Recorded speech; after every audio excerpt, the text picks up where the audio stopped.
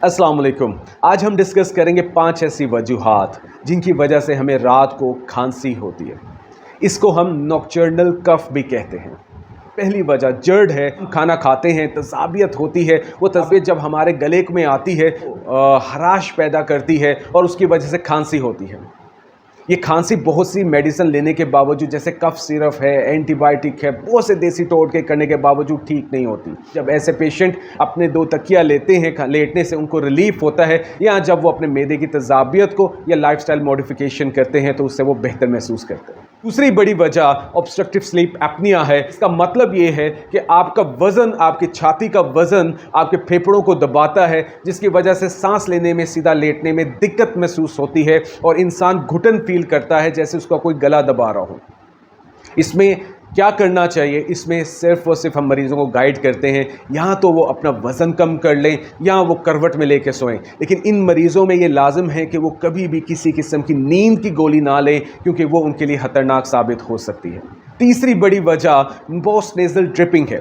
Post nasal drip का मतलब आपकी एक पेशेंट जिसको नाक की एलर्जी का इशू है, चाहे वो डस्ट की वजह से हो, ठंडी खट्टी चीज़ों की वजह से हो या मौसम की तब्दीली से हो, वो जब लेटता है उसके नाक के पिछले हिस्से में आपकी सिक्रीशंस रिलीज़ होती हैं जो कि गले से होते हुए सांस वाली नाली में जब जाती हैं तो वो सांस की नाली को तंग करती हैं और उसको घुटन फील होती है। उस घुटन को ख़त्म करने के लिए नेचुरल मैकेनिज़्म के तौर पर खांसी का है, वो खांसी बलगम को निकालती है जिससे वो कंफर्टेबल फील करता है।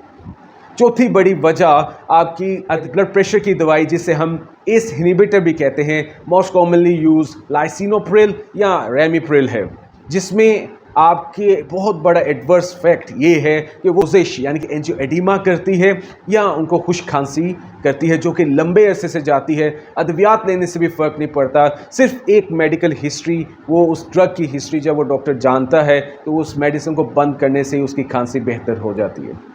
अगर हम सबसे आखिरी और बड़ी वजह को डिस्कस करें, इसमें छाती के अमराज आ जाते हैं, जिसमें बहुत सी ऐसी बीमारियां हैं जैसे कि दमा, जो कि एलर्जी की वजह से होता है, जिस सांस की नालियों में सुकड़ाव होता है, जिससे सांस से सीटी की आवाज़ आती है, छकड़न महसूस होती है, गले में खिंचाव सा महसूस होता है, और ये आपकी मेडिसिन या एलर्जी को बेहतर करने से बेहतर हो जाती है। COPD, जिसे क्रोनिक ऑब्स्ट्रक्टिव लंग डिजीज़ कहते हैं, जो कि अल्फा-1 एंटीट्रिप्सिन डेफिशिएंसी, एंजाइम डेफिशिएंसी की वजह से हो सकती है, या तंबाकू नोशी की वजह से उसके साइड इफ़ेक्ट के तौर पे आती है कि फेफड़ों में छोटे खुलिये जिसमें एक ऑक्सीजन एक्सचेंज होती है वो तबाह होते हैं, और जिसकी वजह से सांस का उखड़ाव होना शुरू हो जाता है या दम बहुत ज़्यादा पैदा होती है।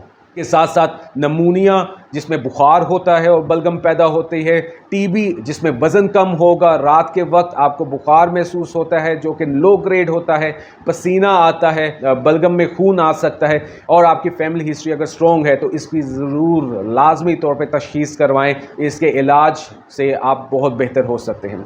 इसके अलावा कैंसर फेफड़ों का बहुत बड़ी वजह है, इंटरस्टिशियल लंग डिजीज़ कहते हैं, जिसमें इंटरस्टिशियल नमूनिया जो कि कोरोना में देखा गया, या फिर न्यूमोकोनियोसिस या लंग का सुकड़ाव, फेफड़ों का सुकड़ाव फाइब्रोसिस की वजह से देखा जाता है, जो कि रात की खांसी का वजह बनती है, जिसको आपका मॉलेज प्रॉपर एक्सरे, CT स्कैन के साथ डायग्नोज करके उसकी अद्वियात दे के आपको बेहतर कर सकता है।